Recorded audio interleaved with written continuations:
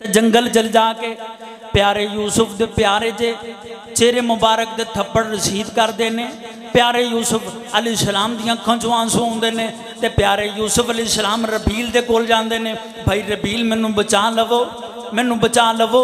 नन्ना जा चेहरा जनाबे यूसुफ करीम अली सलाम दा नरम नाजुक ने ते जनाबे यकूब अली सलाम दी गोद च पलने वाले मेरे यूसुफ अली सलाम ने आप जो थप्पड़ रसीद करते हैं भरा तो आप यहूदा के कोल गए, यहूदा उधरों थप्पड़ रसीद कर दे। आप आशर कुल चले जाते हैं, कदी जादा कुल चले जाते हैं, कदी यशाल कुल चले जाते हैं, पर भरा थप्पड़ों की बारिश करते हैं। जो भरा थप्पड़ बरसाते पे ने, अचानक मेरे प्यारे यूसुफ अली सलाम मुस्कुरान लग पे, मुस्कुरान लग पे। जनाब यूसुफ मुस्कुरान लग पे।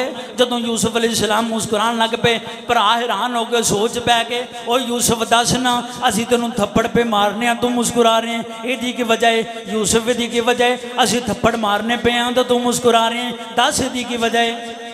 तो जनाब यूसुफ अली सलाम मुस्कुराते मुस्कुराते आप दी अखां चों आंसू आ गए।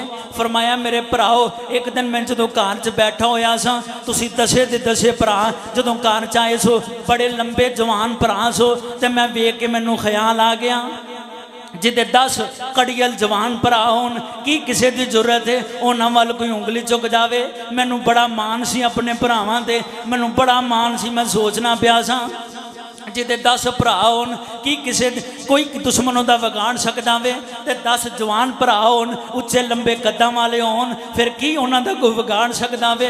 भरावो अज जो तुसीं थप्पड़ मारते पे हो मेरा मान टुट गया वे, तो गल याद आ गई है यूसुफ तू बड़े अपने भरावां ते मान करना से, बड़े तेनों भरावां ते मान सन, अज वही भरा तेरे ते थप्पड़ मारते पे ने, अज वही जुल्म सितम पे करते ने। इस वजह तो अज इस वजह तो मुस्कुरा रहा वा, अज तुहाडे जुल्म सितम की वजह तो मुस्कुरा रहा।